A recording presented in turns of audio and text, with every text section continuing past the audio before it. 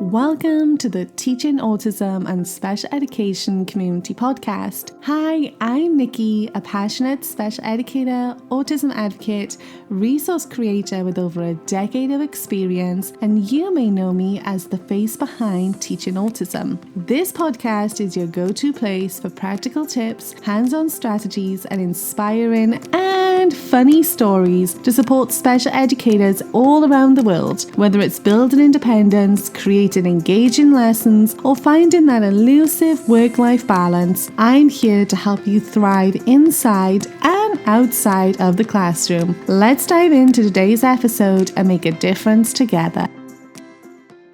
Hey friends, welcome back to the Teaching Autism and Special Education podcast. I'm Nikki, your go-to girl for visual supports, routine-based teaching, and reminding you that transitions don't have to be chaotic, meltdown-triggering moments of dread. Today we're talking about something that so many of us see every single day in our classrooms, supporting autistic students with transitions and change. So whether it's a simple transition from snack to circle, or maybe a big one like a new classroom, a new teacher, even something surprising, these changes can cause a lot of distress for our students. So in this episode today, I'm going to dive into why transitions are so tough, the brain science behind it, how to support students with tools, strategies, and empathy, and what to do when change is unavoidable. So let's get into it. First things first, why are transitions so hard? So transitions are about more than just movement. They involve shifting attention, stopping one task, starting another task, managing uncertainty, coping with sensory, emotional, or environmental change, and often doing all of that without any warning. So for a lot of our students who often rely on predictability, structure, and routine, even small transitions can feel overwhelming or unsafe. And there's a neuroscience reason for this as well. So research shows that autistic brains may process information more slowly, especially when they're sort of shifting between tasks. That means transitions aren't just annoying, they can be neurologically jarring. Plus, many autistic students experience executive functioning differences, and this can make switching gears quickly or unpredictably really difficult. So when we see resistance, shutdowns, or meltdowns during transitions, it's not always defiance. It can be dysregulation. So step number one, prepare. Preparation is your best friend when it comes to transitions. So some ways that you can prepare your students are visual schedules, first and then boards for some short-term transitions, countdown timers, visual or auditory, transition cards, so next is, and even previewing the next step with photos or videos. So the goal is to make transitions predictable. And if you're introducing a new routine or a big upcoming event, try using things like social stories and countdown calendars and visual timelines and even rehearsal, because sometimes practicing transitions before they happen can really help. Step 2, use transitional objects and anchors. So sometimes students need something to hold on to, whether that's literally or emotionally as they transition. So this could be something like a preferred fidget or a sensory tool or a transition buddy, toy, or token. Carrying a visual schedule or a task card with them, or maybe a card that they hand in at the new location. These are called transition anchors, and what they do is provide familiarity and security during a moment that may feel uncertain. And for some students, even just having a job during the transition, like holding a sign or turning off the light or closing the door, this can give them the predictability and purpose that they need to move on more comfortably. Step number 3, make transitions predictable and consistent.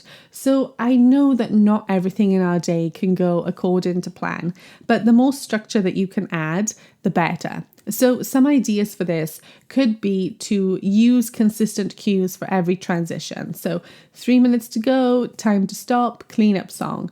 Always move in the same order. So from the table to the carpet to the line.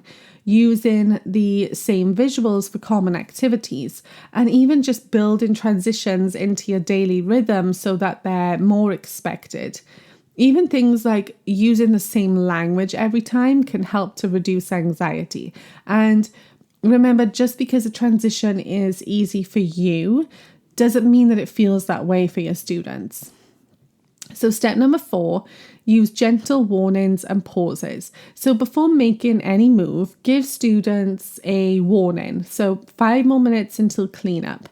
Maybe a countdown, 2 minutes, 1 minute. A buffer, so maybe let's finish this one block and then we'll move. This gives them time to emotionally and cognitively prepare. So sudden change is often very stressful, whereas a gentle change will feel safer to our students. You can even use visual timers or sound timers for a more concrete understanding of time passing.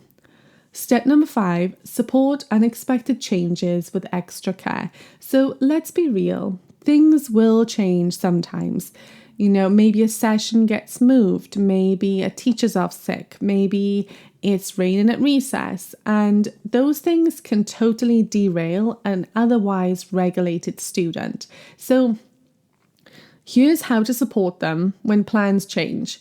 You can use visuals to show what's changing and what's staying the same. You can acknowledge their feelings. I know it's hard when plans change.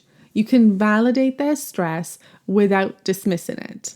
You can offer choices. So you can sit here or here while we wait. Use a social script or a change card to signal the new plan. And most importantly, stay calm, because your regulated presence is the safety that they need. And bonus tip, build in recovery time. So transitions are exhausting, even for us. So for autistic students, we need to build in space to reset after a big change. This could be a quiet break in the calm corner, listening to a favorite song, 5 minutes of sensory play, a check-in with their visuals or core board. And don't expect immediate engagement right after a hard transition. You need to honor their need to recover. Supporting transitions isn't about fixing your student. It's about understanding them. It's about meeting them where they are and offering tools that will help their nervous system to feel safe enough to shift. Transitions don't have to be stressful. With the right supports and routines, they can become opportunities for you and your student to build trust, connection, and even independence for your students as well. So the goal is for our students to start navigating those changes with less fear and more confidence. And hopefully these tips today will help give you some ideas of things you can do to support this. Thank you so much for tuning in today, friend. If you are looking for visuals, first then boards, transition supports, you'll find loads of ready-to-use resources linked over in the show notes on my website and on TBT. And if you love this episode, tag me on social media at Teaching Autism. I'd love to hear how you're supporting transitions in your classroom. Until next time, stay patient, stay predictable, and keep being the incredible teacher you are.